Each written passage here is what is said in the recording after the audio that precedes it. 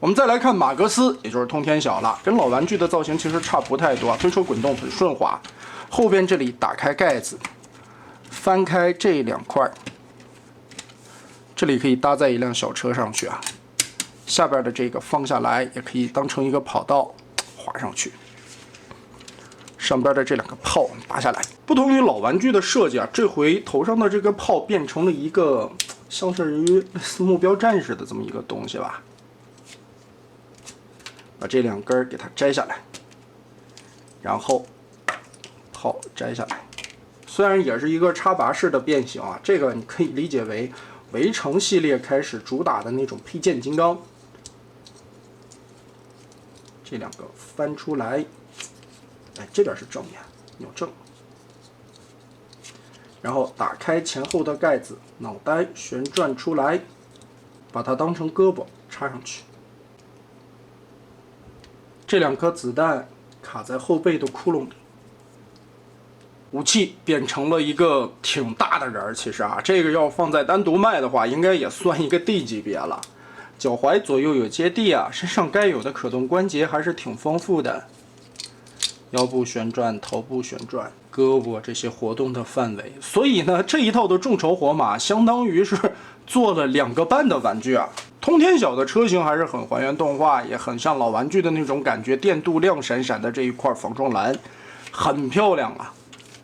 来，咱们开始变形。左右拆开这2节的板子，把它翻过去。轮子侧面这里有一个滑动的槽，把它拖出。脚尖这里有连接的2个小搭点，把它放出来。我们继续拆开这一段的卡扣，打松，然后侧面这里稍微的打开一些，主要是解锁开下方这里锁着的点啊。接着左右无损的咬扣给它掰开。脚丫子这里记得先拉长，再往后折90度。这一片盖过来，前方这里的这一片装饰零件双关节折下来，里边的大腿零件也是齿轮关节180度翻出来，裤衩子90度，齿轮关节扭正。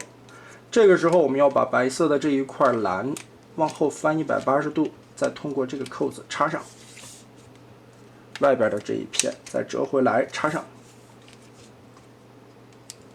好，这一条腿我们就有了，2条腿都变形好，把中间的无损咬扣插在一起，合成裆部。车头的变形，跑道双关节对折扣在一起，然后侧面这里的浅蓝色小方块根部的插扣解锁。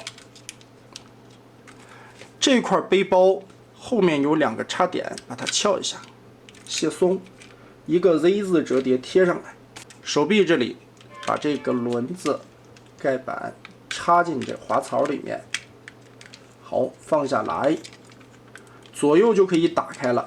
打开之后，白色的零件和蓝色这里有一个挂钩，把它插上，顺势把胳膊旋转下来。然后通天晓这一面是胸口嘛，我们把胳膊转一下，轮子放到外侧，拳头挪好。车头的这块电镀零件，把它打开侧面的2个插扣，双段关节 Z 字折叠贴上去，再锁在上方的这一档里面。翻到跑道这边来，左右的插扣这里打开，注意上下这里的夹角位置啊，我们稍微的上下错开一点点缝隙，让出来这个角。打开一定的角度之后，可以看到这儿有一个插桩，对应的锁点有一个空槽，把它压下去，这里固定。另外的一边也是滑槽压下来固定，中间这里的这个平面就对在一起了。现在我们把它翻转个180度，折到这面来。接着根部这里有一个活动的 Z 字轴，我们往上推，把这2块记得翻过来一下，哎，然后这2个扣子对应车顶这2个白色的链接插上，锁在一起。蓝色的盖子我们提上来，这里边的插扣结合，侧面的浅蓝色再进行锁定，把背包锁住。打开胸甲，这里连接的插扣，脖子拉起来旋转180度，再回归。内侧这里也是有一个领导核心的，头部转正。肚子下方支棱的这个斜板子翻过来，和电镀的零件中间有插槽，扣一下，掏出刚才的这个裤衩，2个滑槽同时的滑进去。哎，这个也是碍于当时动画还有一个合体的结构限制吧。造型方面，硕长的大腿啊，小小的身材。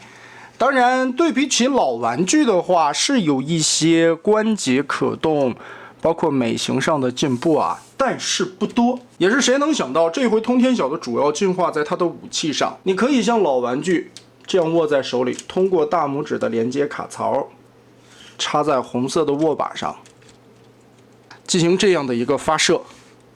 但是这个腿是真松啊，娇羞的通天晓。还有一个模式可以把它拆开。这里打开，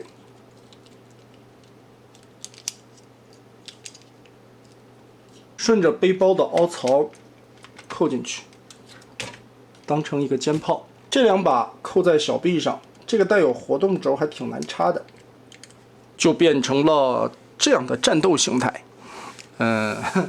好吧，多一个玩法。然后这又说到这一次的通天晓啊，其实这胯部的转轴特别的松。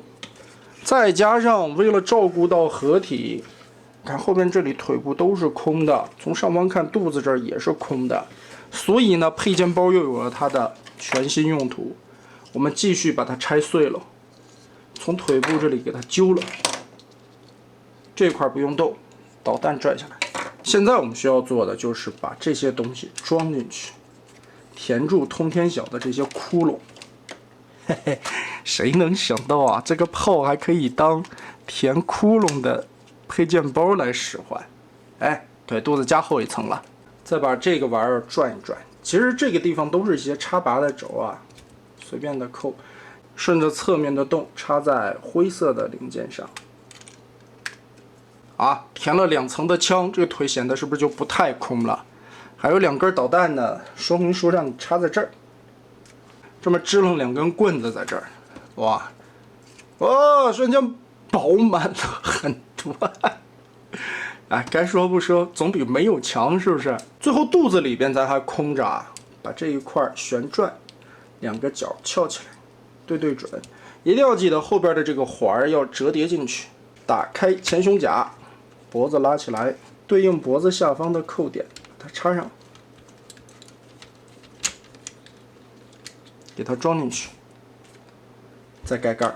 怎么说呢？这一套小人全部拆碎了，填进去以后，如填。毕竟这一套马格斯的一个变形结构，还有它3形态最后拆分开来变成一个配件包的穿马甲的形式嘛，也是为了最终服务于火马合体的。2款的人形我们就全部变形完成了。马格斯到头顶在26.5公分左右。火焰仔合体完了高一点，28.5公分。